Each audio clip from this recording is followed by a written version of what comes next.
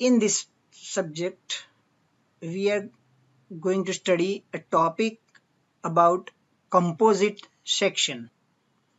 First of all, what is composite section? It is a bar made up of two or more different materials that is called composite section.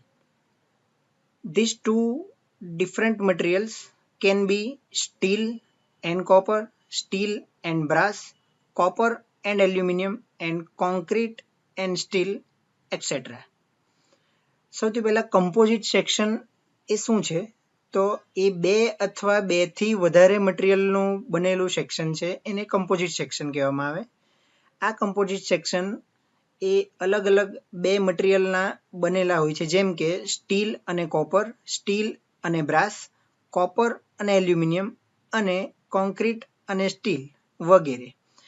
અહીં આકૃતિમાં બતાવ્યા પ્રમાણે આપણે જોઈ શકીએ છીએ કે બે મટીરિયલ અહીં આપેલા છે, મટીરિયલ 1 અને મટીરિયલ 2. આ બંને મટીરિયલના કમ્પોઝિટ સેક્શન ઉપર જ્યારે પણ ફોર્સ પી આપવામાં આવે તો એ એની આખી લંબાઈ ઉપર ઉપરના ભાગે લાગે છે, જે રિજિડ પ્લેટ આપેલી છે એના ઉપર.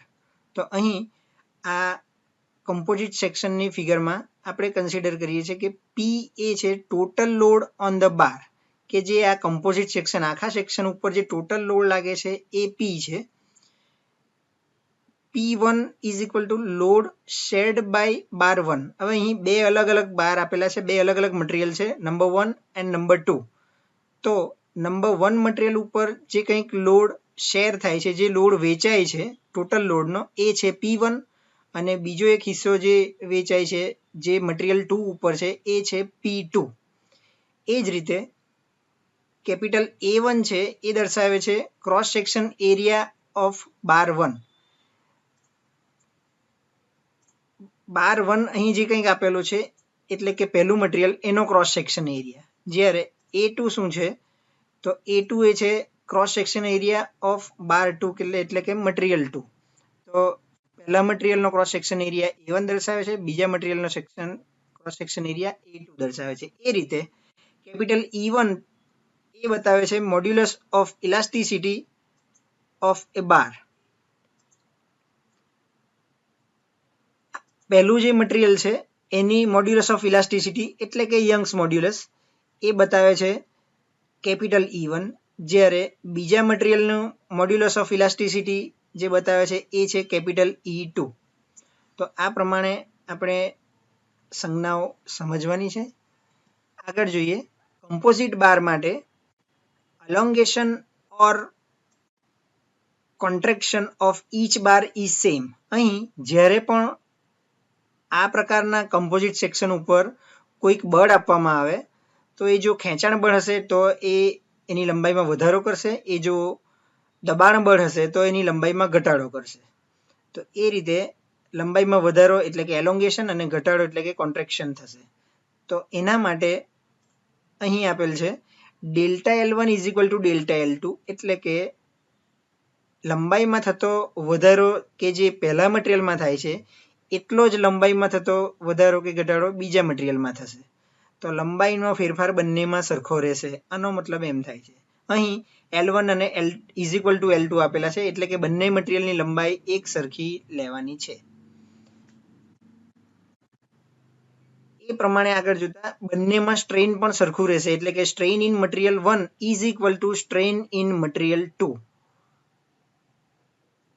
તો આ પ્રમાણે આપણે એને મેથેમેટિકલી લખી શકીએ, epsilon 1 is equal two epsilon 2, કારણ કે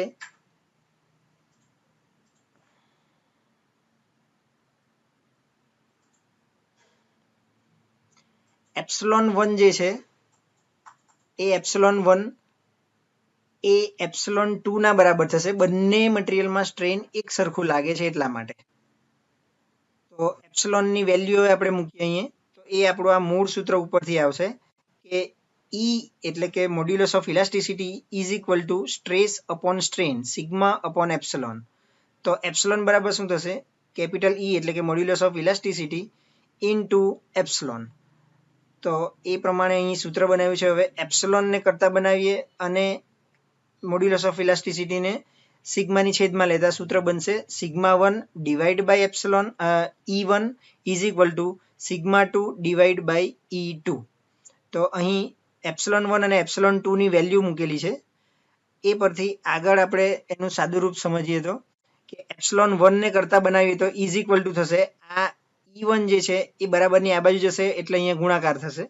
તો ε1 is equal to modulus of elasticity of material 1 એટલે કે capital E1 divide by E2 into σ2. તો આ જે કંઈક સૂત્ર મળે છે એ મેઇન ઇક્વેશન થશે પહેલા નંબરનું, જે આ સેક્શનની અંદર આવશે. તો આ સૂત્રનો આગળ આપણે એક્ઝામ્પલમાં પણ ઉપયોગ કરશું. અહીં આ સૂત્રમાં capital E1 divide by small E1 જે capital E1 divide by capital E2 આપેલું છે, જેને મોડ્યુલર રેશિયો તરીકે ઓળખવામાં આવે છે. આ મોડ્યુલર રેશિયો એ શું બતાવે છે કે બંને મટીરિયલના યંગ્સ મોડ્યુલસનું રેશિયો એ વેલ્યુ બતાવે છે. અહીં એક કન્ડિશન એ સમજવાની છે કે કેપિટલ E1 એ હંમેશા કેપિટલ E2 કરતાં મોટું હશે.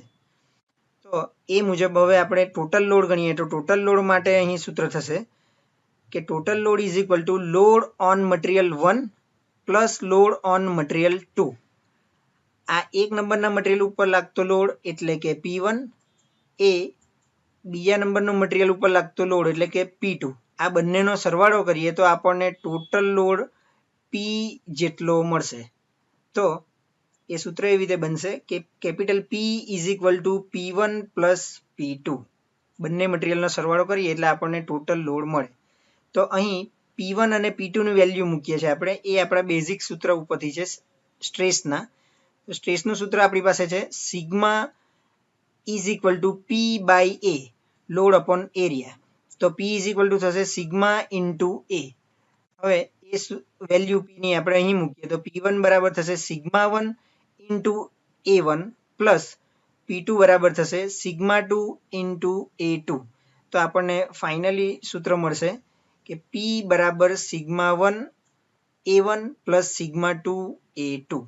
તો આ આપણું બીજા નંબરનું મેઇન ઇક્વેશન થશે કે જેની પણ આપણે વારંવાર એક્ઝામ્પલમાં જરૂર પડશે.